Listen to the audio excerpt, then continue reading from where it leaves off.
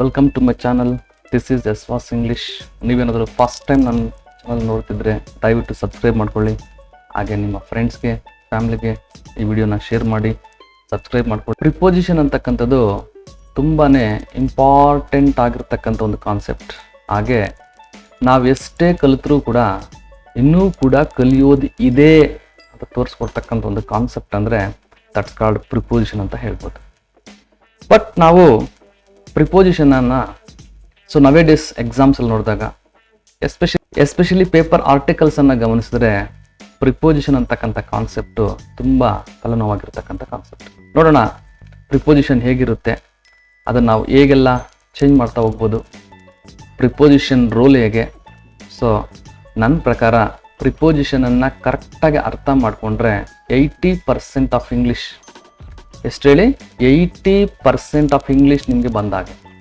ಹಾಗಾಗಿ ಫಸ್ಟ್ ನಾವು dictionary according Oxford dictionary ಪ್ರಕಾರ ಪ್ರಿಪೋಸಿಷನ್ ಅಂದರೆ ಏನು ಅಂತ ನೋಡೋಣ. Preposition is a word. Just it is also like a word. ಇದು ಕೂಡ ಒಂದು ವರ್ಡ್ ಇದ್ದಾಗೆ. ಎಲ್ಲಿ ಬಳಸ್ತೀವಿ? In front of the noun forms. ಇದು ತುಂಬಾ ಇಂಪಾರ್ಟೆಂಟ್. ಪ್ರಿಪೋಸಿಷನನ್ನು ಸಾಮಾನ್ಯವಾಗಿ ನಾವು ಬಳಸ್ತಕ್ಕಂಥದ್ದು ನೌನ್ ಫಾರ್ಮ್ಸ್ ಮುಂದೆ ಬಳಸ್ತೀವಿ. And connect other parts of the noun form of the sentence. ಮತ್ತೆ ಇನ್ನೊಂದು ಕೆಲಸ ಮಾಡುತ್ತೆ. ಏನು ಮಾಡುತ್ತೆ ಇದು? ಕನೆಕ್ಟ್ ಮಾಡುತ್ತೆ. ಯಾವುದನ್ನು ಕನೆಕ್ಟ್ ಮಾಡುತ್ತೆ? Other parts of the noun form of the sentence. ಇನ್ನೊಂದು ಸೆಂಟೆನ್ಸಲ್ಲಿ ಇರ್ತಕ್ಕಂಥ ಇನ್ನೊಂದು ನಾಮಪದಕ್ಕೆ ಏನು ಮಾಡುತ್ತೆ? ಕನೆಕ್ಟ್ ಮಾಡುತ್ತೆ. ಹಾಗಾಗಿ ಇದು ಒಂದು ಓಲ್ಡ್ ಡೆಫಿನೇಷನ್ ಅಂತ ಹೇಳಿದ್ರೆ ತಪ್ಪಾಗ್ಲಾರ್ದು. ಬಟ್ ಈಗ ಅಡ್ವಾನ್ಸ್ಡ್ ಇಂಗ್ಲೀಷಲ್ಲಿ ತುಂಬ ವೆರೈಟಿಯಾಗಿ ನಾವು ಇದನ್ನು ಬಳಸ್ತಾ ಇರ್ತೀವಿ. ಬಟ್ ಏನೇ ಆದರೂ ಕೂಡ ನಮಗೆ ಒಂದು ಕಾನ್ಸೆಪ್ಟ್ ಅಕಾರ್ಡಿಂಗ್ ಟು ಡೆಫಿನೇಷನ್ ಪ್ರಕಾರ ಒಂದು ಕಾನ್ಸೆಪ್ಟ್ಗೆ ನಾವು ಬರ್ಬೋದು. ಏನದು? ಪ್ರಿಪೋಸಿಷನ್ ಅಂತಕ್ಕಂಥದ್ದು ಹೆಸರಲ್ಲೇ ಇದೆ ನೋಡಿ. ಆ ಪ್ರಿಪೋಸಿಷನ್ ಅಂತಕ್ಕಂಥ ಪದನ ಡಿವೈಡ್ ಮಾಡಿದ್ರೆ ನಮಗೆ ಸಿಗುತ್ತೆ ಪ್ರೀ ಪೊಸಿಷನ್ ಅಂತ. ಪ್ರೀ ಅಂದರೆ ಮುಂದೆ, ಬಿಫೋರ್ ಅಂತ. ಪೊಸಿಷನ್ ಅಂತಂದರೆ ನೌನ್ ಫಾರ್ಮ್ಸ್ ಅಂತ. ಕಾಮನ್ ಆಗಿ ಪ್ರಿಪೋಸಿಷನ್ಸನ್ನು ನಾವು ಎಲ್ಲಿ ಬಳಸ್ತೀವಿ? ಪ್ರಿಪೋಸಿಷನ್ಸನ್ನು ಕಾಮನ್ ಆಗಿ ಬಳಸ್ತಕ್ಕಂಥದ್ದು ನಾಮಪದದ ಮುಂದೆ ಬಳಸ್ತೀವಿ. ಅದು ನಮಗೆ ತುಂಬಾ ಇಂಪಾರ್ಟೆಂಟ್. ಲಾಜಿಕ್ ಏನಾದರೂ ಇದ್ಕೊಂಡು ಹೋಗಲಿ, ಲಾಜಿಕ್ ಏನಾದರೂ ಆಗಿರಲಿ, ಬಟ್ ಚೆನ್ನಾಗಿ ನೆನ್ಪಿಟ್ಕೊಳ್ಳಿ, ಪ್ರಿಪೋಸಿಷನ್ಸನ್ನು ನಾವು ನಾಮಪದದ ಮುಂದೆ ಬಳಸ್ತೀವಿ. ಫಾರ್ ಎಕ್ಸಾಂಪಲ್ ಇಲ್ಲಿ ಗಮನಿಸಿ ನೀವು, pen is on the table. ಈ ಸೆಂಟೆನ್ಸಲ್ಲಿ ಆನ್ ಅಂತಕ್ಕಂಥದ್ದು ಪ್ರಿಪೋಸಿಷನ್, ಅದ್ರ ಮುಂದೆ ಇದೆಯಲ್ಲ, ಪೊಸಿಷನ್ ಏನಿದೆ? ಟೇಬಲ್ ಅಂತ ಇದೆ ನೋಡಿ. ಈ ಪ್ರಿಪೋಸಿಷನ್ಸನ್ನು ಚೆನ್ನಾಗಿ ನೆನಪಿಟ್ಕೊಳ್ಳಿ, ನೌನ್ ಫಾರ್ಮ್ ಮುಂದೆ ಮಾತ್ರ ಬಳಸಬೇಕು. ದಟ್ ಈಸ್ ಫಾರ್ಮಲ್ ಇಂಗ್ಲೀಷ್ ಹೇಳುತ್ತೆ. ಇಲ್ಲಿ ನೌನ್ ಫಾರ್ಮ್ ಮುಂದೆ ಬಳಸಿದ್ದೀನಿ. ನೆಕ್ಸ್ಟ್ ಇದು ಯಾವುದು ಕನೆಕ್ಟ್ ಮಾಡ್ತಾ ಇದೆ? ಪೆನ್ ಅಂತಕ್ಕಂಥ ಇನ್ನೊಂದು ನೌನ್ ಫಾರ್ಮ್ಗೆ ಕನೆಕ್ಟ್ ಮಾಡ್ತಾ ಇದೆ. Pen is on the table. Pen ಎಲ್ಲಿದೆ? Where is the pen? Pen ಅಂತಕ್ಕಂಥದ್ದು ಎಲ್ಲಿದೆ? ಟೇಬಲ್ ಮೇಲಿದೆ ಅಂತ ತೋರಿಸ್ತಾ ಇದೆ. ಬಟ್ ಇಲ್ಲಿ ಪ್ರಿಪೋಸಿಷನ್ ಎಲ್ಲಿ ಬಳಸಿದ್ವಿ ನಾವು? ಪ್ರಿಪೋಸಿಷನ್ ಅನ್ನ ನಾಮಪದದ ಮುಂದೆನೆ ಬಳಸಿದ್ದೀನಿ. That is the important. ಚೆನ್ನಾಗಿ ನೆನ್ಪಿಟ್ಕೊಳ್ಳಿ, ಪ್ರಿಪೋಸಿಷನ್ ಅನ್ನ ಎಲ್ಲಿ ಬಳಸಿದ್ದೀನಿ? ಪ್ರಿಪೋಸಿಷನ್ ಅನ್ನ ಟೇಬಲ್ ಮುಂದೆ ಬಳಸಿದ್ದೀನಿ.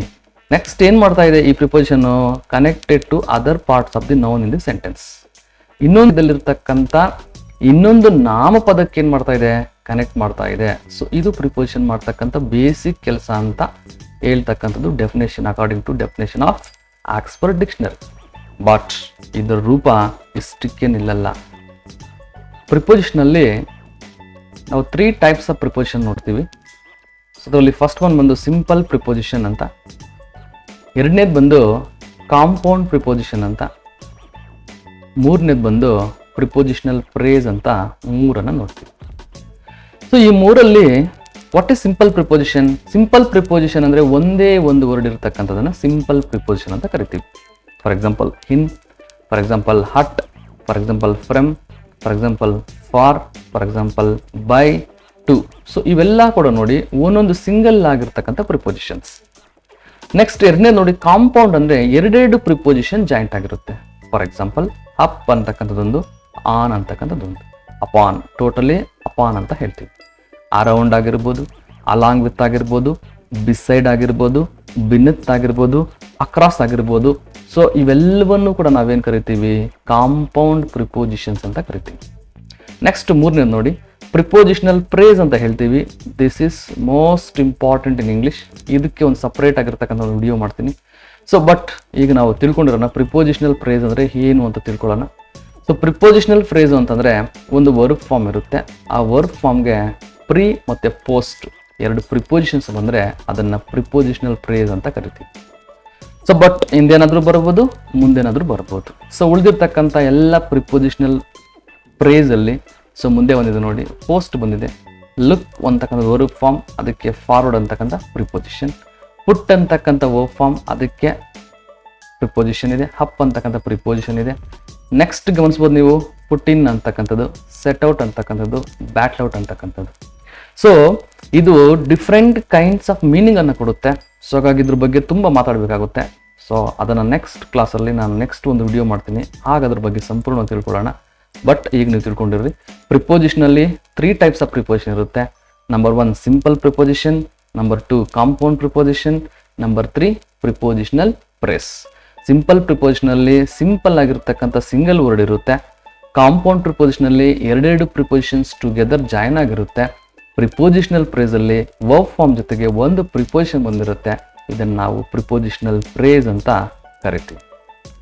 ಸೊ ಈಗ ಒಂದು ಚಾರ್ಟನ್ನು, ಒಂದು ಬಾಕ್ಸನ್ನು ನಿಮಗೆ ತುಂಬ ಈಸಿಯಾಗಿ ಅರ್ಥ ಆಗಲಿ ಅಂತ, ಸೊ ಯಾವೆಲ್ಲ ಪ್ರಿಪೋಸಿಷನ್ಸ್ ಇದೆ ಆ ಪ್ರಿಪೋಸಿಷನ್ಸನ್ನು ನಾವು ಹೇಗೆ ಬಳಸ್ತೀವಿ ಅಂತಕ್ಕಂಥದ್ದು. ಸೊ ಅದರಲ್ಲಿ ಫಸ್ಟ್ ಒನ್ ನೀವು ಗಮನಿಸಬೇಕು. ಫಸ್ಟ್ ಒನ್ ಬಂದು ಹೆಬೋವ್ ಅಂತಕ್ಕಂಥ ಪ್ರಿಪೋಸಿಷನ್. ಈ ಎಬೋವ್ ಅಂದರೆ ಏನು? ಸೊ ಇದ್ರ ಮೇಲೆ ನಮಗೆ ತುಂಬ ಪ್ರಶ್ನೆಗಳು ಬರ್ತಾ ಇರ್ತವೆ. ಸೊ ಸೆಂಟೆನ್ಸ್ ಕೊಡ್ತಾನೆ, ಸೆಂಟೆನ್ಸ್ ಕೊಟ್ಟು fill the correct preposition form of the sentence ಅಂತ ಕೇಳ್ತಾನೆ. ಸೊ ಈಗ ಇಲ್ಲಿ ನಿಮ್ಗೆ ಅರ್ಥ ಆಗಲಿ ಅಂತ ಸೊ ನಾನು ಒಂದು ಕೆಲವು ಡಯಾಗ್ರಾಮ್ಸನ್ನು, ಚಿತ್ರನ ಕಲೆಕ್ಟ್ ಮಾಡಿದ್ದೀನಿ. ಸೊ ನೋಡಿ, ಇಲ್ಲಿ ಗಮನಿಸ್ಬೇಕು ನೀವು, ಬಾಲ್ ಎಲ್ಲಿದೆ? ಬಾಕ್ಸ್ ಮೇಲೆ ಇದೆ. ಸೊ ದಟ್ಸ್ ಕಾರ್ಡ್, ಇದು ಬಾಕ್ಸು. ಈ ಬಾಕ್ಸ್ ಮೇಲೆ ಇರ್ತಕ್ಕಂಥ ಪಾರ್ಟು ಅಂದರೆ ಟಚ್ ಆಗಿಲ್ಲ, ಆ ಬಾಕ್ಸ್ಗೆ ಟಚ್ ಆಗಿಲ್ಲ, ಮೇಲೆ ಇರ್ತಕ್ಕಂಥ ಪಾರ್ಟು. ಸೊ ಈ ಪೊಸಿಷನ್ ಇದ್ದರೆ ಅದನ್ನು ನಾವು ಹೆಬೋವ್ ಅಂತ ಕರಿತೀವಿ. ಹೆಬೋವ್ ಅಂದರೆ ಮೇಲೆ, ಯಾವುದಾದ್ರೂ ಒಂದು ಸರ್ಫೇಸ್ಗಿಂತ ಸ್ವಲ್ಪ ಮೇಲೆ ಇದ್ದರೆ ಅದನ್ನು ನಾವೇನು ಕರಿತೀವಿ, ಹೆಬೋವ್ ಅಂತ ಕರಿತೀವಿ. ಸೊ ಈಗ ಸೆಂಟೆನ್ಸಲ್ಲಿ ಅದನ್ನು ನಾವು ಹೇಗೆ ಬಳಸ್ತೀವಿ? The ball is above the box ಅಂದರೆ ಆ ಬಾಲ್ ಮೇಲೆ ಕೂತ್ಕೊಂಡಿಲ್ಲ, ಸೊ ಬಾಲ್ಗಿಂತ ಸ್ವಲ್ಪ ಹೈಟಲ್ಲಿದೆ. ಈ ರೀತಿ ಇರ್ತಕ್ಕಂಥ ಪೊಸಿಷನ್ ಅಥವಾ ಸಿಚುವೇಶನ್ ನಾವು ಅಬೋವ್ ಅಂತ ಕರಿತೀವಿ. ಎರಡನೇದು ನೋಡಿ, ಅಕ್ರಾಸ್ ಅಂತ. ಅಕ್ರಾಸ್ ಅಂತಂದರೆ ಸೊ ಇಲ್ಲೊಂದು ಬಾಕ್ಸ್ ಇದೆ, ಇಲ್ಲೊಂದು ಬಾಕ್ಸ್ ಇದೆ, ಅದ್ರ ಸುತ್ತ ಈ ರೌಂಡ್ ಶೇಪಲ್ಲಿ ಇದ್ದರೆ ನೋಡಿ, ಈ ಥರ ಇದ್ದರೆ ಸೊ ಇದು ನಾವೇನು ಕರಿತೀವಿ, ಅಕ್ರಾಸ್ ಅಂತ. ಅಂದರೆ ಎರಡು ಬಾಕ್ಸ್ ಇದೆ, ಬಾಕ್ಸ್ನ ಸುತ್ತ ಇರ್ತಕ್ಕಂಥದ್ದು, ಈ ಸುತ್ತ ಇದ್ದರೆ ಸೊ ಇದನ್ನು ನಾವೇನು ಕರಿತೀವಿ, ಅಕ್ರಾಸ್ ಅಂತ ಹೇಳ್ತೀವಿ. ನೆಕ್ಸ್ಟ್ ಮೂರನೇದು ಗಮನಿಸಿ, ಅಗ್ನೆಸ್ಟ್ ಅಂತ. ಬಾಕ್ಸ್ ಇಲ್ಲಿದೆ, ಆ ಬಾಕ್ಸ್ ಮೇಲೆ ಇದಿದೆ. ಬಾಲ್ ಎಲ್ಲಿದೆ? ಬಾಕ್ಸ್ ಮೇಲೆ ಇದೆ ನೋಡಿ. ಅಗ್ನೆಸ್ಟ್ ಅದಕ್ಕೆ ವಿರುದ್ಧವಾಗಿದೆ. ಬಾಕ್ಸ್ ಇಲ್ಲಿದೆ, ಸೊ ಬಾಕ್ಸ್ ಇಲ್ಲಿದೆ, ಕಾಣಿಸ್ತಾ ಇದೆ ನಿಮಗೆ. ಅದ್ರ ವಿರುದ್ಧವಾಗಿರ್ತಕ್ಕಂಥದ್ದನ್ನು ಸೊ ನಾವೇನು ಕರಿತೀವಿ, ಅಗ್ನೆಸ್ಟ್ ಅಂತ ಹೇಳ್ತೀವಿ. ಸೊ ನಿಮಗೆ ಈಗ ತುಂಬ ಈಸಿಯಾಗಿ ಅರ್ಥ ಆಗುತ್ತೆ ಅಂದ್ಕೊಂಡಿದ್ದೀನಿ. ಬಾಲ್ ಹೆಬೋವ್ ಅಂದರೆ ಏನು? ಹೆಬೋವ್ ಅಂದರೆ ಒಂದು ಸರ್ಫೇಸ್ಗಿಂತ ಸ್ವಲ್ಪ ಮೇಲೆ ಇರತಕ್ಕಂಥದ್ದು. ಅಕ್ರಾಸ್ ಅಂತಂದರೆ ಎರಡು ಬಾಕ್ಸ್ ಇದೆ, ಅದರ ಸುತ್ತ ಇರತಕ್ಕಂಥದ್ದನ್ನು ಅಕ್ರಾಸ್ ಅಂತ ಕರಿತೀವಿ. ಸೊ ಅಗ್ನೆಸ್ಟ್ ಅಂತಂದರೆ ಬಾಲ್ ಇಲ್ಲಿದೆ, ಆ ಬಾಲ್ಗೆ ಆಪೋಸಿಟ್ ಡೈರೆಕ್ಷನಲ್ಲಿ ಬಾಕ್ಸ್ ಇದೆ, ಸೊ ಇದನ್ನು ನಾವೇನು ಕರಿತೀವಿ, ಅಗ್ನೆಸ್ಟ್ ಅಂತ ಕರಿತೀವಿ. ಸೊ ನಿಮಗೆ ಅರ್ಥ ಆಗಲಿ ಅಂತ ನಾನು ಡಯಾಗ್ರಾಮ್ಸನ್ನು ತೆಗೆದುಕೊಂಡಿದ್ದೀನಿ. ನೆಕ್ಸ್ಟ್ ಗಮನಿಸಿ, ಹಮಾಂಗ್ ಅಂತಕ್ಕಂಥದ್ದು. ಇಲ್ಲಿ ನೋಡಿ, ಇದು ತುಂಬಾ ಇಂಪಾರ್ಟೆಂಟು, ಸುಮಾರು ಸರಿ ಕೇಳ್ತಾ ಇರ್ತಾರೆ. ಆ್ಯಕ್ಚುಲಿ ಅಮಾಂಗ್ ಅಂದರೆ ಇಲ್ಲಿ ಮೋರ್ ದ್ಯಾನ್ 2 ಅಂತ ಹೇಳ್ತೀವಿ. ಅಮಾಂಗೆಸ್ಟ್ ಅಂತಂದ್ರೂ ಕೂಡ ಅಷ್ಟೇ ಚೆನ್ನಾಗಿ ನೆನ್ಪಿಟ್ಕೊಳ್ಳಿ, ಮೋರ್ ದ್ಯಾನ್ 2 ಅಂತ. ಸೊ ಇಲ್ಲಿ ನೋಡಿ, ಬಾಕ್ಸಸ್ ಇದೆ, ಸುತ್ತ ಬಾಕ್ಸ್ ಇದೆ, ಸೆಂಟ್ರಲ್ ಬಾಲ್ ಇದೆ. ಸೊ ಇಂಥ ಒಂದು ಸಿಚುಯೇಷನನ್ನು ಅಮಾಂಗ್ ಆರ್ ಅಮಾಂಗೆಸ್ಟ್ ಅಂತ ಕರಿತೀವಿ. ಫಾರ್ ಎಕ್ಸಾಂಪಲ್ ಗಮನಿಸಿಲ್ಲ ನೀವು, the ball is among the boxes. Ball is among the boxes ಅಂತಂದರೆ ಬಾಕ್ಸ್ಗಳ ಮಧ್ಯೆ ಮೋರ್ ದ್ಯಾನ್ 2 ಇದ್ದರೆ ಸೊ ನಾವು ಅದನ್ನು ಮಧ್ಯೆ ಅಮಾಂಗ್ ಅಂತ ಬಳಸ್ತೀವಿ. For example, Ravi is among is friends. For example, ಇಲ್ಲಿ ಬಾಕ್ಸ್ ಇದೆ, ಇದನ್ನು ರವಿ ಅಂದ್ಕೊಳ್ಳಿ, ಅವನ ಸುತ್ತ ಫ್ರೆಂಡ್ಸ್ ಇದ್ದಾರೆ ಅಂದ್ಕೊಳ್ಳಿ, ಅದನ್ನು ನಾವೇನು ಕರಿತೀವಿ, ಅಮಾಂಗ್ ಅಂತ ಕರಿತೀವಿ. You are among the enemies. ನೀನು ಇಲ್ಲಿದೆಯಾ, ನಿನ್ನ ಸುತ್ತ ಶತ್ರುಗಳಿದ್ದಾರೆ ಅಂತ ಇಟ್ಕೊಳ್ಳಿ, ಸೊ ಅದನ್ನು ನಾವೇನು ಕರಿತೀವಿ, ಅಮಾಂಗ್ ಅಂತ ಕರಿತೀವಿ. ಸೊ ಒಂದೊಂದು ಆಬ್ಜೆಕ್ಟು ಕೂಡ ನಿಮಗೆ ಕ್ಲಿಯರ್ ಆಗಿ ಗೊತ್ತಾಗುತ್ತೆ ಅಂದ್ಕೊಂಡಿದ್ದೀನಿ. ಸೊ ಈ ಡಯಾಗ್ರಾಮ್ಸ್ ತುಂಬ ಹೆಲ್ಪ್ ಆಗುತ್ತೆ ಅಂದ್ಕೊಂಡಿದ್ದೀನಿ. ನೆಕ್ಸ್ಟ್ ಗಮನಿಸಿ, ಅರೌಂಡ್ ಅಂತಕ್ಕಂಥದ್ದು. ನೋಡಿ ಇಲ್ಲಿ ಒಂದು ಬಾಕ್ಸ್ ಇದೆ, ಬಾಕ್ಸ್ ಸುತ್ತ ಇರ್ತಕ್ಕಂಥ ಸಿಚುಯೇಷನ್ ಅನ್ನ ಅರೌಂಡ್ ಅಂತ ಕರಿತೀವಿ. ಅಕ್ರಾಸ್ ಅಂದ್ರೆ ಅಕ್ರಾಸ್ಗೂ ಅರೌಂಡ್ಗೂ ಡಿಫರೆನ್ಸ್ ಇದೆ. ಅಕ್ರಾಸ್ ಅಂದ್ರೆ ನೋಡಿ ಈ ಪಾರ್ಟ್ ಮಾತ್ರ ಅಕ್ರಾಸ್ ಅಂತ ಹೇಳ್ತೀವಿ. ಸೊ ಬಾಲ್ ಕಂಪ್ಲೀಟ್ ಆಗಿ ರೊಟೇಟ್ ಆಗಿದ್ರೆ ಅದನ್ನ ನಾವು ಅರೌಂಡ್ ಅಂತ ಕರಿತೀವಿ. So that's the main difference. ಚೆನ್ನಾಗಿ ನೆನಪಿಟ್ಕೊಳ್ಳಿ. The ball is around the boxes ಅಂತಂದ್ರೆ ಈ ಬಾಲ್ ಏನಾಗ್ತಾ ಇದೆ, ಅರೌಂಡ್ ದಿ ಬಾಕ್ಸ್ ಸುತ್ತ ರೌಂಡ್ ಹೊಡಿತಾ ಇದೆ. ಸೊ ಅಂತಕ್ಕಂಥದ್ದು ball is around the box ಅಂತ ಹೇಳ್ತೀವಿ. ಅದನ್ನೇ ಜಸ್ಟ್ ನಾವು ಎಕ್ಸಾಂಪಲ್ ಆಗಿ ತೆಗೆದುಕೊಂಡ್ರೆ you are around the problems. So problem ಸುತ್ತ ನೀನಿದೆಯಾ ಅಂತಕ್ಕಂಥದ್ದು. ಸೊ ನೆಕ್ಸ್ಟ್ ನೋಡಿ, ಇನ್ನೊಂದು ಗಮನಿಸಿ, ಇಲ್ಲಿ ಬಾಕ್ಸ್ ಕಾಣಿಸ್ತಾ ಇದೆ, ಬಾಕ್ಸ್ ಹಿಂದೆ ಬಾಲ್ ಇದೆ. ಬಾಕ್ಸ್ ಹಿಂದೆ ಬಾಲ್ ಇರ್ತಕ್ಕಂಥದ್ದನ್ನ ಸೊ ನಾವೇನು ಕರಿತೀವಿ, ಬಿಹೈಂಡ್ ಅಂತ ಕರಿತೀವಿ. The ball is behind the box. Next, pen is behind the table ಅಂತ ಹೇಳ್ಬೋದು. ಸೊ ಹಾಗಾಗಿ ಬಾಕ್ಸ್ ಇದೆ, ಬಾಕ್ಸಿನ ಹಿಂದೆ ಇರ್ತಕ್ಕಂಥ ಸಿಚುಯೇಷನ್ ಅನ್ನು ನಾವೇನು ಕರಿತೀವಿ, ಬಿಹೈಂಡ್ ಅಂತ ಕರಿತೀವಿ. ಸೊ ಈಗ ನೀವು ನಿಮ್ಮ day to day formal communication ಅಲ್ಲಿ ಬಳಸ್ಕೋಬಹುದು. ಬಾಕ್ಸ್ ಇಲ್ಲಿದೆ, ಬಾಕ್ಸ್ ಕೆಳಗಡೆ ಏನಿದೆ, ಬಾಲ್ ಇದೆ. ಈ ಪಾರ್ಟ್ ಅಲ್ಲಿ ಈ ಪೊಸಿಷನ್ ಇರ್ತಕ್ಕಂಥದನ್ನ ನಾವು ಬಿಲೋ ಅಂತ ಕರಿತೀವಿ. ಬಿಲೋಗೆ ಒಂದು ರೂಲ್ ಇದೆ, ಅದು that must be with the permission ಅಂತ. ಸೊ ನಾನು ಡಿಫ್ರೆನ್ಸಸ್ ಬಂದಾಗ ಅದನ್ನು ಹೇಳ್ತೀನಿ. ಬಟ್ ನೀವು ಈ ಏನು ಸಿಚುಯೇಷನ್ ಇದೆ, ಏನು ಪೊಸಿಷನ್ ಇದೆ ಅದನ್ನು ಅರ್ಥ ಮಾಡ್ಕೊಳ್ಳಿ. ಸೊ ಒಂದು ಬಾಕ್ಸ್ ಮೇಲೆ ಇದೆ, ಅದರ ಕೆಳಗಡೆ ಇರ್ತಕ್ಕಂಥ ಪೊಸಿಷನ್ ಅನ್ನ ನಾವು ಬಿಲೋ ಅಂತ ಕರಿತೀವಿ. ಸೊ ಇಲ್ಲಿ ಗಮನಿಸಿ, the ball is below the table, A book is below the table ಅಂತ ಹೇಳ್ತೀವಿ. ನೆಕ್ಸ್ಟ್ ಎರಡನೇದು ಗಮನಿಸಿ, ಬಿಸೈಡ್ ಅಂದರೆ ಪಕ್ಕ. ಸೊ ಇಲ್ಲಿ ಏನಿದೆ, ಟೇಬಲ್ ಇದೆ, ಬಾಕ್ಸ್ ಇದೆ, the ball is beside the table ಅಂತ ಹೇಳ್ತೀವಿ. ಸೊ ಪಕ್ಕದಲ್ಲಿ ಇರ್ತಕ್ಕಂಥದ್ದು, ಪಕ್ಕ, ಇಲ್ಲಿ ಬಾಕ್ಸ್ ಒಂದ್ ಕಡೆ ಸಪರೇಟ್ ಆಗಿ ಎರಡು ಪಕ್ಕದಲ್ಲಿದೆ. ಸೊ ಬಾಕ್ಸ್ ಪಕ್ಕದಲ್ಲಿ ಏನಿದೆ, ಬಾಲ್ ಇದೆ. ಇಂಥ ಸಿಚುಯೇಷನ್ ನಾವೇನು ಕರಿತೀವಿ, ಬಿಸೈಡ್ ಅಂತ ಕರಿತೀವಿ. ನೆಕ್ಸ್ಟ್ ನೋಡಿ, ಬಿಟ್ವೀನ್ ಟೂ ಬಾಕ್ಸಸ್. ನೋಡಿ ಇಲ್ಲೊಂದು ಬಾಕ್ಸ್ ಇದೆ, ಗಮನಿಸ್ತಾ ಇದ್ದೀರಿ, ಇಲ್ಲೊಂದು ಬಾಕ್ಸ್ ಇದೆ. ಸೊ ಇಲ್ಲಿರ್ತಕ್ಕಂಥ ಒಂದು ಆಬ್ಜೆಕ್ಟ್ ಅನ್ನ ನಾವು ಬಿಟ್ವೀನ್ ಅಂತ ಕರಿತೀವಿ. ಸೊ ಎರಡರ ಮಧ್ಯೆ ಇದ್ರೆ ನಾವು ಬಿಟ್ವೀನ್ ಅಂತ ಕರಿತೀವಿ, ಎರಡಕ್ಕಿಂತ ಜಾಸ್ತಿ ಇದ್ರೆ ಅಮಾಂಗ್ ಅಂತ ಕರಿತೀವಿ. ಸೊ ಇದು ಮೈನ್ ಡಿಫ್ರೆನ್ಸಸ್. ಎಕ್ಸಾಮಲ್ಲಿ ಇದ್ರ ಬಗ್ಗೆ ಏನೇ ಪ್ರಶ್ನೆ ಕೇಳ್ತಾ ಇರ್ತಾರೆ, ನೆನಪಿಟ್ಕೊಳ್ಳಿ. ಬಿಟ್ವೀನ್ ಅಂದ್ರೆ 2, ಅಮಾಂಗ್ ಅಂದ್ರೆ ಮೋರ್ ದ್ಯಾನ್ 2 ಅಂತ. ಅದು ನಮಗೆ ತುಂಬಾನೇ ಇಂಪಾರ್ಟೆಂಟ್. ನೆಕ್ಸ್ಟ್ ನೋಡೋಣ, ಬೈ ಅಂತ. ಸೊ ಬೈ ಅಂದ್ರೆ ಅಲ್ಲಿಂದ ಅಂತ. ಎಲ್ಲಿಂದ, ಇಲ್ಲಿ ಬಾಕ್ಸ್ ಇದೆ, ಆ ಬಾಕ್ಸ್ ಹತ್ತಿರದಿಂದ. The ball is by the box. ಇಲ್ಲಿ ಬಾಕ್ಸ್ ಇದೆ, ಆ ಬಾಕ್ಸ್ ಹತ್ತಿರದಿಂದ ಏನಿದೆ, ಬಾಲ್ ಇದೆ. ಇಂಥ ಸಿಚುಯೇಷನ್ ಅನ್ನ ಬೈ ಅಂತ ಕರಿತೀವಿ. ನೆಕ್ಸ್ಟ್ ನೋಡಿ, the ball is in the box. ಆ ಬಾಕ್ಸ್ ಅಲ್ಲಿ ಬಾಲ್ ಒಳಗಡೆ ಬೀಳ್ತಾ ಇದೆ, ಒಂದು ಡಿಫ್ರೆನ್ಸ್ ಇದೆ. ಇಲ್ಲಿ ಚೆನ್ನಾಗಿ ನೆನಪಿಟ್ಕೊಳ್ಳಿ, ಕುತ್ಕೊಂಡಿಲ್ಲ ಹೋಗಿ, just it is going, still ಇನ್ನೂ ಕೂಡ ಸರ್ಫೇಸ್ ನಮಗೆ ಗ್ಯಾಪ್ ಇದೆ. ಇಂಥ ಸಿಚುಯೇಷನ್ ನಾವು ಇನ್ ಅಂತ ಹೇಳ್ತೀವಿ. ಸಪೋಸ್ ಫಾರ್ ಎಕ್ಸಾಂಪಲ್ ಬಾಲ್ ನೀಟಾಗಿ ಕೂತ್ಕೊಂಡಿದೆ ಅಂದ್ರೆ ಏನು, ಇನ್ ಟು ದ ಬಾಕ್ಸ್ ಅಂತ. ಸೊ ಇಲ್ಲಿ ಇನ್ನೂ ಕೂಡ ಸರ್ಫೇಸ್ ಇರೋದ್ರಿಂದ, ಸೊ ಬಾಲ್ ಕಂಪ್ಲೀಟ್ ಆಗಿ ಬಾಕ್ಸ್ ಅಲ್ಲಿ ಕೂತ್ಕೊಂಡಿಲ್ಲ, ಇನ್ನೂ ಕೂಡ ಸರ್ಫೇಸ್ ಇದೆ. ಇಂಥ ಒಂದು ಸಿಚುಯೇಷನ್ ನಾವೇನು ಕರಿತೀವಿ, ದಟ್ಸ್ ಕಾಲ್ಡ್ ಇನ್ ಅಂತ ಕರಿತೀವಿ. ನೆಕ್ಸ್ಟ್ ನೋಡೋಣ, ಇನ್ ಫ್ರಂಟ್ ಆಫ್ ಅಂತ. So the ball is in front of the box. ನೋಡಿ ಬಾಕ್ಸ್ ಇಲ್ಲಿದೆ, ಬಾಕ್ಸ್ ಮುಂದೆ ಬಾಲ್ ಇದೆ. ಈ ಮುಂದೆ ಇರ್ತಕ್ಕಂಥ ಒಂದು ಸಿಚುಯೇಷನ್ ಏನು ಕರಿತೀವಿ ನಾವು, ಇನ್ ಫ್ರಂಟ್ ಆಫ್ ಅಂತ ಕರಿತೀವಿ. ಸೊ ಈ ಬಾಕ್ಸಸ್ ನಿಮಗೆ ತುಂಬಾ ಚೆನ್ನಾಗಿ ಯೂಸ್ ಆಗುತ್ತೆ ಅನ್ಕೊಂಡಿದ್ದೀನಿ.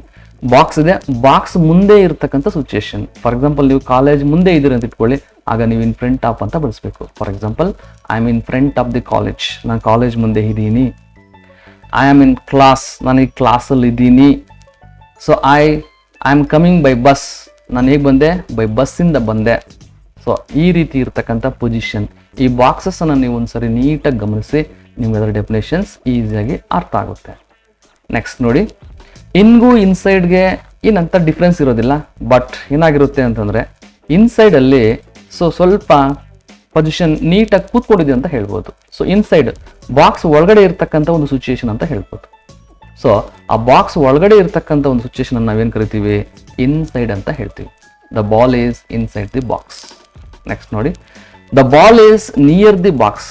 ಇಲ್ಲಿ ಬಾಕ್ಸ್ ಇದೆ, ಆ ಬಾಕ್ಸ್ ಮುಂದೆ ಇರ್ತಕ್ಕಂಥದನ್ನ ನಿಯರ್ ಅಂತ ಕರಿತೀವಿ. ಬಿಸೈಡ್ ಅಂದ್ರೆ ಪಕ್ಕದಲ್ಲಿ ಇರ್ತಕ್ಕಂಥದ್ದು, ಇನ್ ಫ್ರಂಟ್ ಆಫ್ ಅಂದ್ರೆ ಮುಂದೆ ಇರ್ತಕ್ಕಂಥದ್ದು, ಸ್ವಲ್ಪ ಹತ್ರದಲ್ಲಿದೆ ಅಂದ್ರೆ ನಿಯರ್ ಅಂತ ಹೇಳ್ತೀವಿ. ಸೊ ಹಾಗಾಗಿ ball is near the box ಅಂತ ಹೇಳ್ತೀವಿ. Next the ball is next to the box. Next to ಅಂತಂತಾರೆ, ಇಲ್ಲಿ ಟು ಅಂತಕ್ಕಂಥದ್ದೇ, ಬಟ್ ನೆಕ್ಸ್ಟ್ ಅನ್ನು ವಿಶೇಷವಾಗಿ ತೆಗೆದುಕೊಳ್ತೀವಿ. ಸೊ ಇಲ್ಲಿ ನೆಕ್ಸ್ಟ್ ಟು ಅಂತಂದ್ರೆ ಬಾಲ್ ಇಲ್ಲಿದೆ, ಬಾಕ್ಸ್ ಆದ್ಮೇಲೆ ಏನಿದೆ, ಬಾಲ್ ಇದೆ. ಸೊ ಈ ರೀತಿ ಇರ್ತಕ್ಕಂಥ ಸಿಚುವೇಶನ್ ಅನ್ನ ನೆಕ್ಸ್ಟ್ ಟು ಅಂತ ಹೇಳ್ತೀವಿ. ಸೊ ಬಾಕ್ಸ್ ಆದ್ಮೇಲೆ ನೆಕ್ಸ್ಟ್ ಬರ್ತಕ್ಕಂಥ ಯಾವುದೇ ಆಬ್ಜೆಕ್ಟ್ ಅನ್ನ ನೆಕ್ಸ್ಟ್ ಟು ಅಂತ ಹೇಳ್ತೀವಿ. ನೆಕ್ಸ್ಟ್ ನೋಡಿ, ಹಾನ್ ಅಂತ ಒಂದು ಬಾಕ್ಸ್ ಇದೆ, ಆ ಬಾಕ್ಸ್ ಮೇಲೆ ಕಂಪ್ಲೀಟ್ ಆಗಿ ಬಾಲ್ ಕೂತ್ಕೊಂಡಿದೆ. ಸೊ ಈ ತರ ಸರ್ಫೇಸ್ ಮೇಲೆ ಕೂತ್ಕೊಂಡಿರ್ತಕ್ಕಂಥ ಸಿಚುವೇಶನ್ ಅನ್ನ ನಾವೇನ್ ಕರಿತೀವಿ, ಹಾನ್ ಅಂತ ಹೇಳ್ತೀವಿ. The ball is on the box. Ball ಎಲ್ಲಿದೆ, ಬಾಕ್ಸ್ ಮೇಲೆ ಇದೆ, ನೀಟಾಗಿ ಕೂತ್ಕೊಂಡಿದೆ. ಸೊ ತುಂಬಾ ಚೆನ್ನಾಗಿ ಅರ್ಥ ಆಗುತ್ತೆ ಅನ್ಕೊಂಡಿದ್ದೀನಿ. Next out side.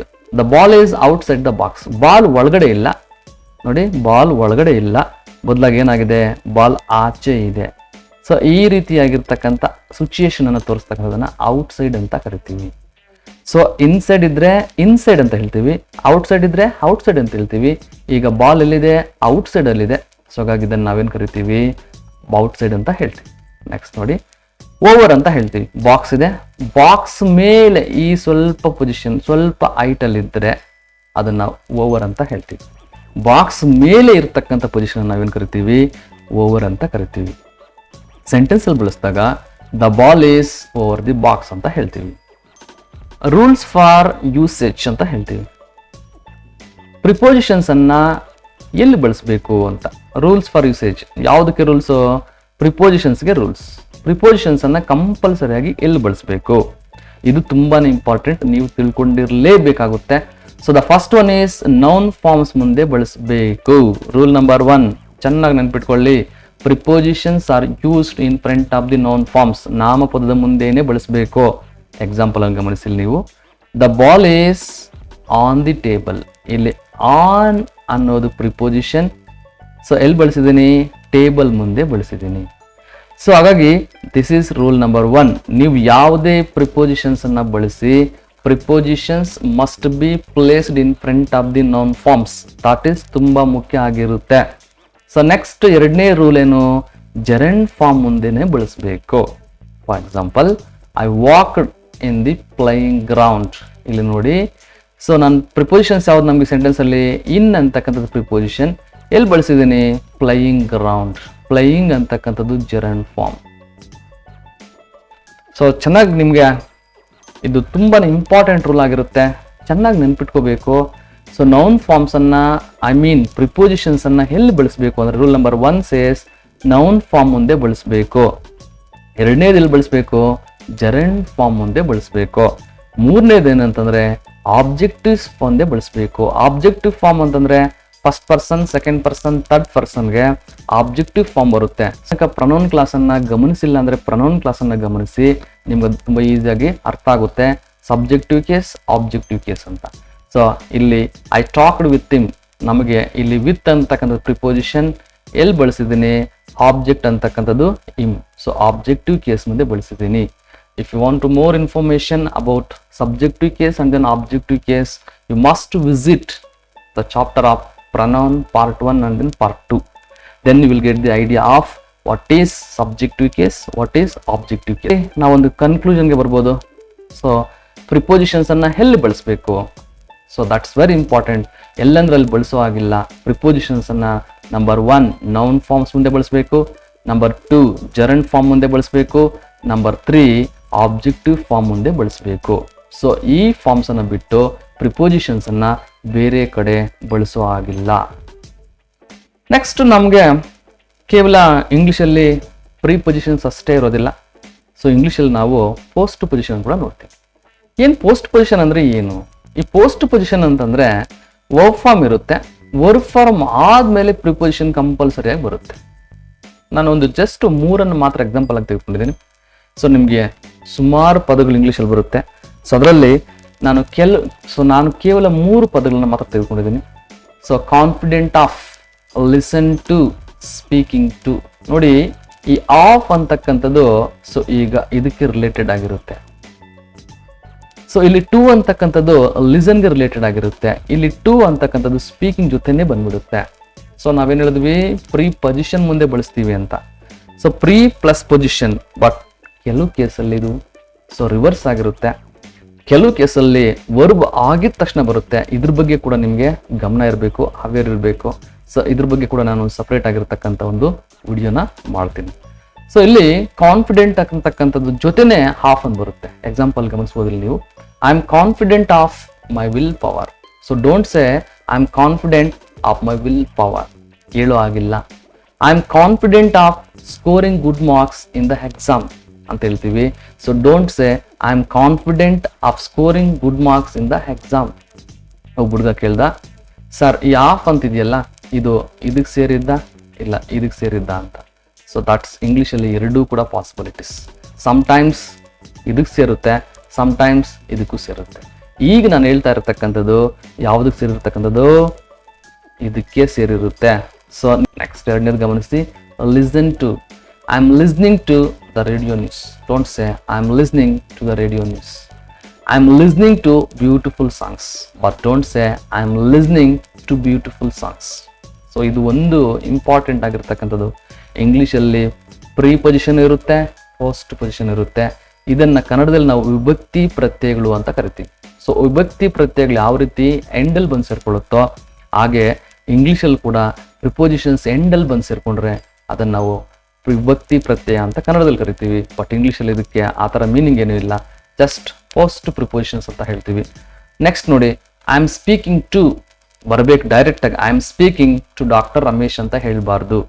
Just you want to say I am speaking to doctor Ramesh. I am speaking to animals. Don't say I am speaking to animals. ಈಗ ರಾಂಗ್ ಪ್ರೊನೌನ್ಸಿಯೇಷನ್ ಆಗುತ್ತೆ, ರಾಂಗ್ ಸೆಂಟೆನ್ಸ್ ಫಾರ್ಮೇಷನ್ ಆಗುತ್ತೆ. So ಅಂದರೆ verb ಜೊತೆಗೇನೆ prepositions had ಆಗಿ ಬಂದ್ಬಿಡುತ್ತೆ. ಆ ಥರ had ಆಗಿ ಬರ್ತಕ್ಕಂಥ ಪ್ರಿಪೋಸಿಷನ್ ಅನ್ನ ನಾವು ಪೋಸ್ಟ್ ಪ್ರಿಪೋಸಿಷನ್ಸ್ ಅಂತ ಕರಿತೀವಿ. ಸೊ ಇದು ನಿಮಗೆ ನೆನಪಿರಲಿ. ಇದ್ರ ಬಗ್ಗೆ ಕೂಡ ನಾನು ಅಡಿಷನಲ್ ಆಗಿರ್ತಕ್ಕಂಥ ಒಂದು ವಿಡಿಯೋನ ಮುಂದೆ ಮಾಡ್ತೀನಿ. ಸೊ ಬಟ್ ನಿಮ್ಗೆ ಇದ್ರ ಬಗ್ಗೆ ಐಡಿಯಾ ಇರಬೇಕು. ಪ್ರಿಪೋಸಿಷನ್ ಅಂದರೆ ಸೊ ನಾಮಪದದ ಮುಂದೆ ಬಳಸ್ತಕ್ಕಂಥದ್ದು. ಮ್ಯಾಕ್ಸಿಮಮ್ ನಾವು ಮೆಜಾರಿಟಿ ಆಫ್ ಪ್ರಿಪೋಸಿಷನ್ಸ್ ಅನ್ನ ಸೊ ಪ್ರಿಪೊಸಿಷನಲ್ ಆಗಿ ಬಳಸ್ತೀವಿ. ಬಟ್ ಸಮ್ ಕೇಸಲ್ಲಿ ನಾವೇನ್ ಮಾಡ್ತೀವಿ, ಪೋಸ್ಟ್ ಪೊಸಿಷನ್ ಆಗಿ ಕೂಡ ಬಳಸ್ತೀವಿ. ಸೊ ಈಗ ಒಂದು ಎಕ್ಸರ್ಸೈಸ್ ಬರೋಣ. ಎಕ್ಸರ್ಸೈಸ್ ಆನ್ ದಿ ಪ್ರಿಪೋಸಿಷನ್ಸ್ ಅಂತ. ನಮಗೆ ನಾನಿಲ್ಲಿ ಬರೆದಿರ್ತಕ್ಕಂಥ ಟೇಬಲ್ಲು ತುಂಬಾನೇ important, especially to form the sentence. ನಾನು ಈ ದಿನ ನಿಮಗೆ ಸೆಂಟೆನ್ಸ್ ಫಾರ್ಮೇಷನ್ ಮಾಡೋದು ಹೇಗೆ ಅಂತ ಹೇಳ್ಕೊಡೋಕೆ ಹೋಗ್ತಾ ಇಲ್ಲ.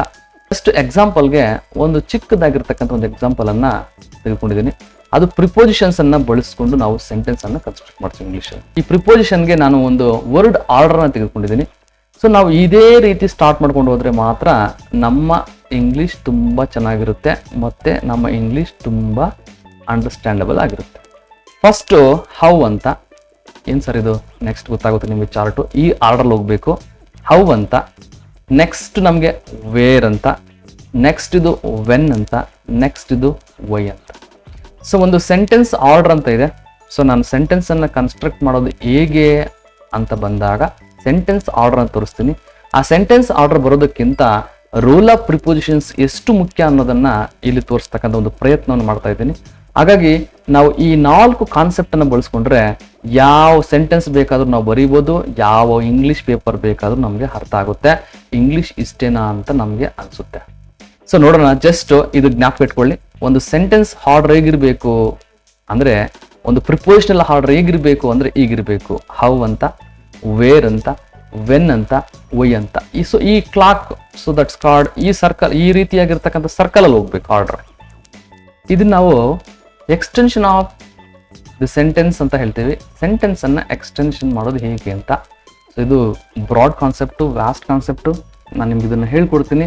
ಬಟ್ ಈ ಕ್ಲಾಸಲ್ಲಿ ರೂಲ್ ಆಫ್ ಪ್ರಿಪೋಸಿಷನ್ಸ್ ಹೇಗಿರುತ್ತೆ ಅನ್ನೋದನ್ನು ಮಾತ್ರ ತೋರಿಸ್ತಾ ಇದ್ದೀನಿ.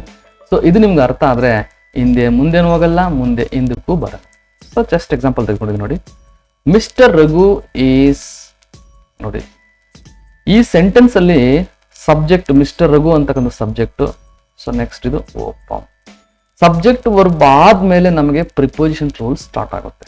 ನಾನು ಫಸ್ಟ್ ಸರ್ಕಲ್ ಅಲ್ಲಿ ಫಸ್ಟ್ ಪಾಯಿಂಟ್ ಏನು ಹೇಳಿದ್ದೀನಿ, ಹೌ ಅಂತ ಹೇಳಿದ್ದೀನಿ. ಸೊ ಸೊ ನೋಡಿ ಈ ಪಾರ್ಟು ಅವನ್ನ ರೆಪ್ರೆಸೆಂಟೇಟೆಡ್ ಮಾಡುತ್ತೆ. Mister Raghu is how excellent doctor. Next ಎರಡನೇದೇನು ವೇರ್. ವೇರ್ ಅಂದ್ರೇನು ಪ್ಲೇಸ್, ಎಲ್ಲಿ ತೋರಿಸ್ತಾ ಇದೆ at the city market. Next ಏನಿದೆ ವೆನ್ ಅಂತ ಇದೆ. ವೆನ್ ಅಂದ್ರೆ ಟುಡೇ, ಇವತ್ತಿನ ದಿನ, ಈ ದಿನ. ನೆಕ್ಸ್ಟ್ ವೈ, ಏನಕ್ಕೆ to help and cure the patients. ನೋಡಿ ಸೆಂಟೆನ್ಸ್ ಅನ್ನ ನೀವು ಈ ರೀತಿಯಾಗಿ ಆರ್ಡರ್ ಹೋಗಿದ್ದೆ ಆದ್ರೆ, ಸೊ ಹೇಗೆ order how, where, next when, why ಅಂತ 4 ಪ್ರಶ್ನೆಗಳನ್ನಾದ್ರೂ ನೀವೇನಾದ್ರು ಹಾಕೊಂಡಿದ್ದೆ ಆದ್ರೆ ನಿಮ್ಮನ್ನ ಕಂಟ್ರೋಲ್ ಮಾಡೋರೇ ಇರಲ್ಲ ಸೆಂಟೆನ್ಸ್ ಅನ್ನ ಬರೆಯೋದಕ್ಕೆ. ಸೊ ಯಾವಾಗ ನಮಗೆ ಈ ವರ್ಡ್ ಆರ್ಡರ್ ಗೊತ್ತಿಲ್ವೋ ಆಗ ನಮಗೆ ಸೆಂಟೆನ್ಸ್ ಅರ್ಥನೂ ಆಗೋದಿಲ್ಲ, ಸೆಂಟೆನ್ಸ್ ಬರೆಯೋಕ್ಕೂ ಆಗಲ್ಲ. ಜಸ್ಟ್ ನಾನು ಈಗ ಹೇಳಿದ್ದೀನಿ, ಜಸ್ಟ್ ಒಂದು ಮಾದರಿಯನ್ನು ತೋರಿಸ್ತಾ ಇದ್ದೀನಿ. ನಾನು ಸೆಂಟೆನ್ಸ್ ಫಾರ್ಮೇಷನ್ ಹೇಗೆ ಮಾಡೋದು ಅಂತ ಹೇಳಿದಾಗ ನಿಮ್ಗೆ ಅದು ಅರ್ಥ ಆಗುತ್ತೆ. ಬಟ್ ಇಲ್ಲಿ ಚೆನ್ನಾಗಿ ನೆನ್ಪಿಟ್ಕೊಳ್ಳಿ, ಎಲ್ಲ ಕೂಡ ಪ್ರಿಪೋಸಿಷನ್ ಇಂದನೇ ಸ್ಟಾರ್ಟ್ ಆಗುತ್ತೆ. ನೋಡಿ ಎಕ್ಸಲೆಂಟ್ ಅಂತಕ್ಕಂಥದ್ದು, ಎಕ್ಸಲೆಂಟ್ ಡಾಕ್ಟರ್ ಅಂತಕ್ಕಂಥದ್ದು ಅಡ್ವರ್ಬ್ ಆಫ್ ಮ್ಯಾನರ್ ಇಂದ ಸ್ಟಾರ್ಟ್ ಆಗುತ್ತೆ. ನೆಕ್ಸ್ಟ್ ನೋಡಿ ಇಲ್ಲಿ ಹಟ್ ದ ಸಿಟಿ ಮಾರ್ಕೆಟ್, ಇಲ್ಲಿ ಹಟ್ ಇಂದ ಸ್ಟಾರ್ಟ್ ಆಗಿದೆ. ಟುಡೇ ಅಂತಕ್ಕಂಥದ್ದು ಟೈಮ್ ಅನ್ನು ತೋರಿಸ್ತಾ ಇದೆ. ನೆಕ್ಸ್ಟ್ ವೈ ಅಂತ ನೋಡಿ ದಟ್ ಈಸ್ ಟು ಇಂದ ಸ್ಟಾರ್ಟ್ ಆಗುತ್ತೆ. So prepositions, roll of prepositions ನಮಗೆ ತುಂಬಾನೇ ಇಂಪಾರ್ಟೆಂಟ್. ನಿಮಗೆ ಸೆಂಟೆನ್ಸ್ ಬರೆಯೋದಕ್ಕೆ ಕಷ್ಟ ಆಗ್ತಾ ಇದೆ, ಸೆಂಟೆನ್ಸ್ ಮುಂದೆ ಹೋಗ್ತಿಲ್ಲ ಅಂತಂದ್ರೆ ಸೊ ಆ 4 ವರ್ಡ್ ಆರ್ಡರ್ನ ಹಾಕೊಳ್ಳಿ. ಆ 4 ವರ್ಡ್ ಆರ್ಡರ್ ಯಾವುದು ಅಂದ್ರೆ 4 ವರ್ಡ್ ಆರ್ಡರ್ ಯಾವುದು ಅಂದ್ರೆ ಹೌ, ವೇರ್, ವೆನ್, ವೈ ಅಂತ ಅಂದ್ಕೊಳ್ಳಿ.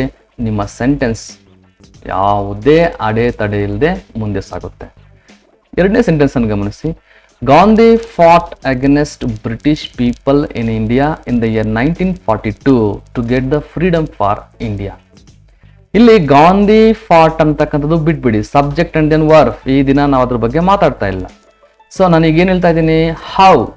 ಹೌ ಅಂತಂದ್ರೆ ಅಗೇನೆಸ್ಟ್ ಬ್ರಿಟಿಷ್ ಪೀಪಲ್. ಸೊ ನಾನು ಜಸ್ಟ್ ಈ ಗಾಂಧಿ ಸಬ್ಜೆಕ್ಟ್ ವರ್ಬ್ ಆಗಿದ ತಕ್ಷಣ ನೀವು ಒಂದು ಪ್ರಶ್ನೆಯನ್ನು ಹಾಕೊಳ್ಳಿ, ಹೌ ಅಂತ ಹಾಕೊಳ್ಳಿ. ಸೊ ನಿಮಗೆ ಅಗೇನೆಸ್ಟ್ ಬ್ರಿಟಿಷ್ ಪೀಪಲ್ ಅಂತ ಸಿಗುತ್ತೆ. ವೇರ್, ನೆಕ್ಸ್ಟ್ ಎರಡನೇ ಪ್ರಶ್ನೆ ನೋಡಿ, ವೇರ್ ಇನ್ ಇಂಡಿಯಾ. ವೆನ್ ಅಂತ ಹಾಕೊಳ್ಳಿ, ಇನ್ ದ ಇಯರ್ 1942.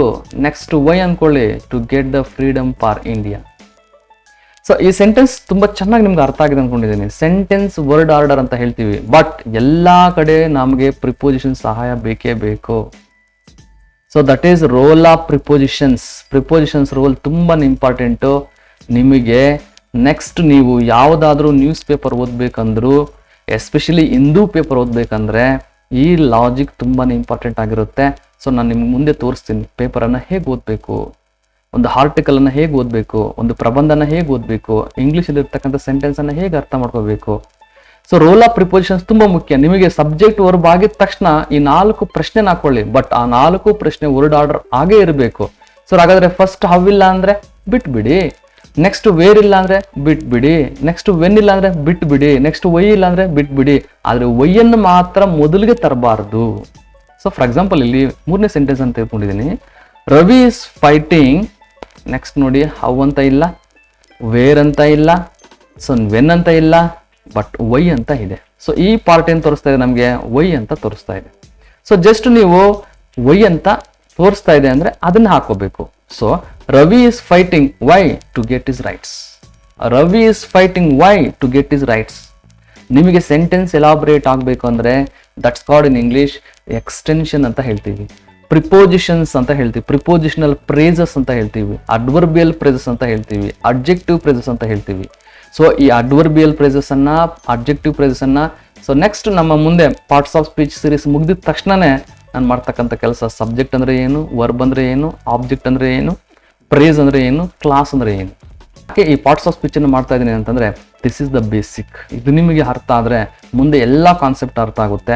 ಇದು ನಿಮ್ಗೆ ಅರ್ಥ ಆಗಿಲ್ಲ ಅಂದ್ರೆ ಮುಂದೆ ಯಾವ ಕಾನ್ಸೆಪ್ಟ್ ಕೂಡ ಖಂಡಿತ ಅರ್ಥ ಆಗಲ್ಲ. ಸೊ ಕೆಲವರು ಹೇಳ್ತಿರ್ತಾರೆ ನಿನಗೆ ಕನ್ನಡ ಬರುತ್ತಾ? ಎಸ್, ನಿನಗೆ ಕನ್ನಡ ಬಂದ್ರೆ ನಾನು ಇಂಗ್ಲೀಷ್ ಕಲಿಸ್ಕೊಡ್ತೀನಿ. ಸೊ ಅದು ಸಾಧ್ಯನಾ? ಸೊ ಆಲ್ರೆಡಿ ನಿಮ್ಗೆ ಆ ಇಂಗ್ಲೀಷ್ ಬರ್ತಾ ಇರುತ್ತೆ, ಆತ ಕಲಿಸ್ಕೊಡ್ತಕ್ಕಂಥ ಇಂಗ್ಲೀಷ್ ನಿಮ್ಗೆ ಆಲ್ರೆಡಿ ಬರ್ತಾ ಇರುತ್ತೆ. So so that's impossible. ಇಂಗ್ಲೀಷನ್ನು ಇಂಗ್ಲೀಷ್ ರೀತಿಯಲ್ಲೇ ಕಲೀರಿ. ಸೊ ಈಗ ನೋಡಿ, ನಾವು ಹಿಂದೇನೂ ಹೋಗ್ಬೇಕಾಗಿಲ್ಲ, ಮುಂದೇನೂ ಬರಬೇಕಾಗಿಲ್ಲ. ಸರ್ ಈ ಕಡೆಯಿಂದ ಓದ್ಕೊಂಡು ಹೋಗಿ ಈ ಕಡೆಯಿಂದ ಮೀನಿಂಗ್ ಬರಬೇಕಂತೆ, ನೋವೇ. ಸೊ ಹಾಗಾಗಿ ಇದು ನಮಗೆ ತುಂಬಾ ಇಂಪಾರ್ಟೆಂಟ್. ಎಕ್ಸ್ಟೆನ್ಷನ್, ಸೆಂಟೆನ್ಸ್ ಎಕ್ಸ್ಟೆನ್ಷನ್ ಮಾಡಬೇಕಂದ್ರೆ 4 ಕಾನ್ಸೆಪ್ಟ್ ವರ್ಡ್ ಆರ್ಡರ್ ಅಂತ ಹೇಳ್ತೀವಿ. That is the first one how ಅಂತ, ಮ್ಯಾನರ್ ಅಂತ, ಡಿಗ್ರಿ ಅಂತ ಹೇಳ್ತೀವಿ. ನೆಕ್ಸ್ಟ್ ನಮಗೆ ಕಾನ್ಸೆಪ್ಟ್ ಏನು, ವೇರ್ ಅಂತಕ್ಕಂಥದ್ದು, ನೆಕ್ಸ್ಟ್ ವೆನ್ ಅಂತಕ್ಕಂಥದ್ದು, ನೆಕ್ಸ್ಟ್ ವೈ ಅಂತಕ್ಕಂಥದ್ದು. ಈ 4 ಪ್ರಶ್ನೆಗಳನ್ನು ಹಾಕೊಂಡ್ರೆ ಸೊ ನಿಮ್ಮ ಸೆಂಟೆನ್ಸ್ ತುಂಬ ಈಸಿಯಾಗಿ ನಿಮಗೆ ಎಕ್ಸ್ಟೆನ್ಷನ್ ಮಾಡ್ತೇವೆ. ಬರೀ ಹೇಳ್ತೀನಿ, ಗಮನಿಸಿ. ಗಾಂಧಿ ಫಾಟ್ ಹೌ. ಸೊ ಅಗೇನೆಸ್ಟ್ ನೋಡಿ ಮ್ಯಾನರ್ನ ತೋರಿಸ್ತಾ ಇದೆ, ಅಗೇನೆಸ್ಟ್ ಬ್ರಿಟಿಷ್ ಪೀಪಲ್. ನೆಕ್ಸ್ಟ್ ಅದಾದ್ಮೇಲೆ ನೆಕ್ಸ್ಟ್ ನಮ್ಗೆ ಎಕ್ಸ್ಟೆನ್ಷನ್ ಬೇಕಲ್ವಾ, ಆಗ ನಾವು ಪ್ರಶ್ನೆ ಹಾಕೋಬೇಕು. ಏನು ಹಾಕೋಬೇಕು, ವೇರ್ ಅಂತ ಹಾಕೋಬೇಕು. ಎಲ್ಲಿ, ಇನ್ ಇಂಡಿಯಾ. ಸೊ ನೆಕ್ಸ್ಟ್ ಅದಾದ್ಮೇಲೆ ಹಾಕೊಳ್ಳಿ ವೆನ್ ಅಂತ ಅನ್ಕೊಳ್ಳಿ. ಯಾವಾಗ, ಇನ್ ದ ಇಯರ್ 1942 ಅಂತ ಅನ್ಕೊಳ್ಳಿ. ಅದಾದ್ಮೇಲೆ ವೈ, ಯಾಕೆ, to get the freedom for India. So ಈ ಲಾಜಿಕ್ ಬರಬೇಕು. ಈ ಲಾಜಿಕ್ ಬಂದ್ರೆ ನಿಮ್ಮ ಸೆಂಟೆನ್ಸ್ ಫಾರ್ಮೇಶನ್ ತುಂಬಾ ಇಂಪ್ರೂವ್ಮೆಂಟ್ ಕಾಣಿಸುತ್ತೆ. ಸೊ ನಾನು ನೆಕ್ಸ್ಟ್ ಹೇಳಿದನಲ್ಲ, ನೆಕ್ಸ್ಟ್ ನಾನು ಅದ್ರ ಬಗ್ಗೆ ವಿಡಿಯೋ ಮಾಡ್ತೀನಿ. ಸೊ ಬಟ್ ನೀವು ಆ ಟೇಬಲ್ ಅನ್ನ ಇದನ್ನು ಮಾತ್ರ ಮರೆಯುವಾಗಿಲ್ಲ, ತುಂಬಾ ಇಂಪಾರ್ಟೆಂಟ್, ಚೆನ್ನಾಗಿ ನೆನಪಿಟ್ಕೊಳ್ಳಿ. ಸೊ ಸೆಂಟೆನ್ಸ್ ಎಕ್ಸ್ಪ್ಯಾಂಡ್ ಆಗಬೇಕಾದ್ರೆ ಫಸ್ಟ್ ಪ್ರಶ್ನೆ ನಿಮ್ಮ ಮೈಂಡಲ್ಲಿ ಬರಬೇಕು ಹೌ ಅಂತ. ನೆಕ್ಸ್ಟ್ ಹೌ ಅಂದಿದ ತಕ್ಷಣ ನಿಮ್ಮ ಮೈಂಡಲ್ಲಿ ಬರಬೇಕು ವೇರ್ ಅಂತ. ವೇರ್ ಅಂದಿದ ತಕ್ಷಣ ಮೈಂಡಲ್ಲಿ ಬರಬೇಕು ವೆನ್ ಅಂತ. ವೆನ್ ಅಂದಿದ ತಕ್ಷಣ ನಿಮ್ಮ ಮೈಂಡಲ್ಲಿ ಬರಬೇಕು ವೈ ಅಂತ. ಬಟ್ ಯಾವುದೇ ಕಾರಣಕ್ಕೂ ಸೊ ವೈ ಅನ್ನ ಫಸ್ಟ್ ತೆಗೆದುಕೊಳ್ಳಾಗಿಲ್ಲ. ಇನ್ ಕೇಸ್ ಹೌ ಇಲ್ಲ ಅಂದ್ರೆ, ನೆಕ್ಸ್ಟ್ ಇನ್ ಕೇಸ್ ವೇರ್ ಇಲ್ಲ ಅಂದ್ರೆ, ನೆಕ್ಸ್ಟ್ ವೆನ್ ಇಲ್ಲ ಅಂದ್ರೆ ನೀವು ನೇರವಾಗಿ ವೈಗೆ ಬರ್ಬೋದು.